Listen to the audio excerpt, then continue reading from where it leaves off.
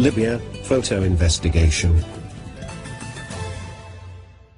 I present to you the armor-piercing material that demonstrates the real source of revolution in Libya.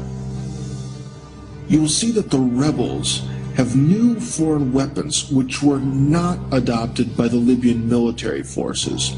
Foreign instructors, foreign weapons, foreign money, foreign scenario, but native blood. When the flow of pictures from Libya started, the evident staged character of the pictures led one to want to take a deeper look at the situation. Note, all the pictures shown were taken by Western journalists, highlighting the situation from the rebel standpoint only.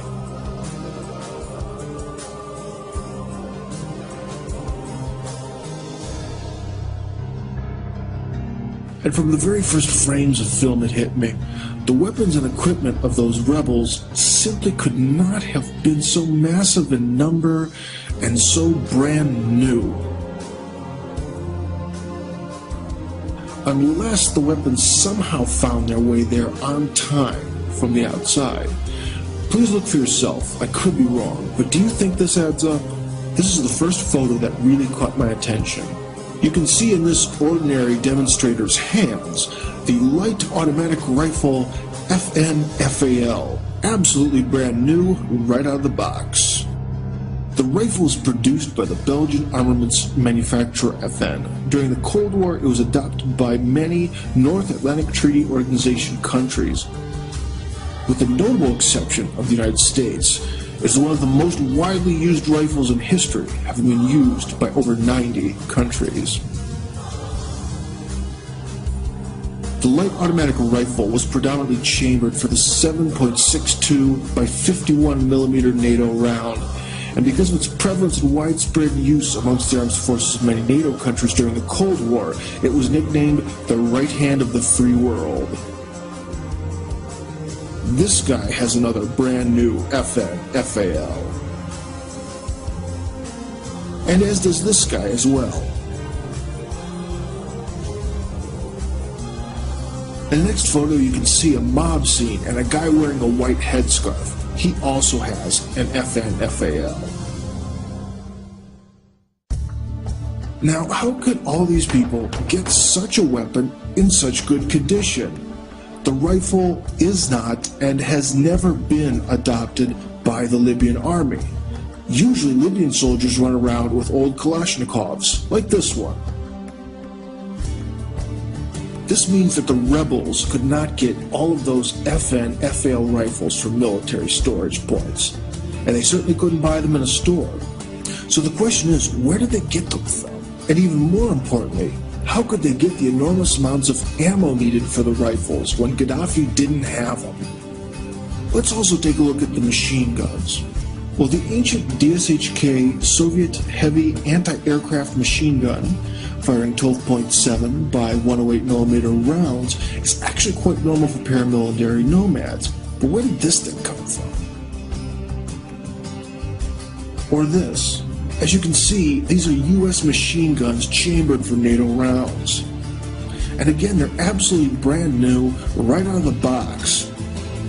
Gaddafi couldn't have a weapon like this because of 40 years of embargo.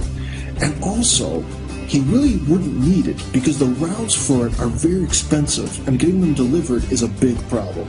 It'd be much cheaper and much easier to buy Chinese machine guns chambered for Soviet rounds. Oh, well, there we go. That's a Chinese heavy machine gun. But this picture is interesting not because of the machine gun itself, but because of the fact that the machine gun is again brand new, right from the plant, as well as the instructors who are teaching the Libyan fodder how to use the weapon. And now can you see what this is hinting at? Normally machine guns don't come with their own instructors to teach you how to use them. But then again, machine guns alone don't win a revolution. You need something with some real firepower. And well, here's something. This is an MP-80S man-portable air defense system. Each one of these costs big money on the black market and requires a qualified professional to maintain them. And so that's why we can see an instructor here. The guy teaching the Libyans to manage this high-tech device sure doesn't look like one of them, does he? And here we can see a Joker running around with a US Army pistol and a NATO Kevlar combat helmet. Now how could he get all this? From Gaddafi's military storage? Come on. But most of all, I like this picture. And what do we have here? Two natives holding a crate of 106mm rounds for the recoilless M40 rifle. The native bin Laden among them points to where to carry the crate. The M40 recoilless rifle is a lightweight, portable, crew-served 105mm weapon intended primarily as an anti-tank weapon made in the United States. Okay, this crate is American and brand new.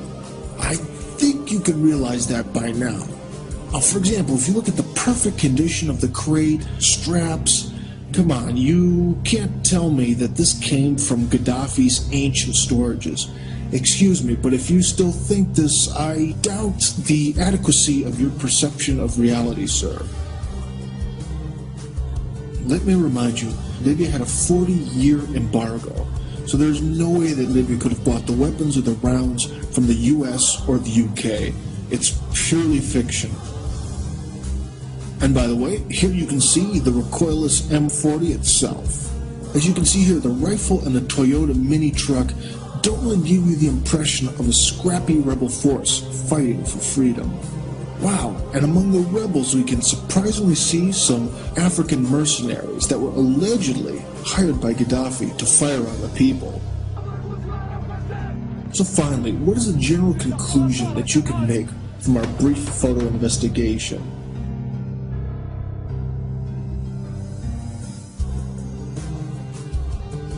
Well, we can see a lot of brand new NATO weapons, foreign instructors, American ammo, new uniforms and equipment, and a suspiciously large amount of non-Libyan mugs. Do you know what this looks like? You're absolutely right. It definitely looks like a well-organized coup from abroad. The foreign managers have brought the people, provided the brand new weapons, instructors, and equipment, all to the young people in Libya. Naive young people who work for free drugs, dope, and just the rush of being a revolutionary. Well, maybe you still don't believe me. You've taken a look at all the photos, and there's still some doubt. Let me show you one last photo. This is what a real desert fighter looks like. No clean NATO weapons, no shining brand new American ammo from unopened boxes, and no Kevlar vests from Europe. Just some rags, an old gun, an axe, and the will to fight. That's what you see there, and that's what everyone fighting should look like. So what's your opinion now? Do you really think all those people in the previous photos are real common demonstrators? What do you think?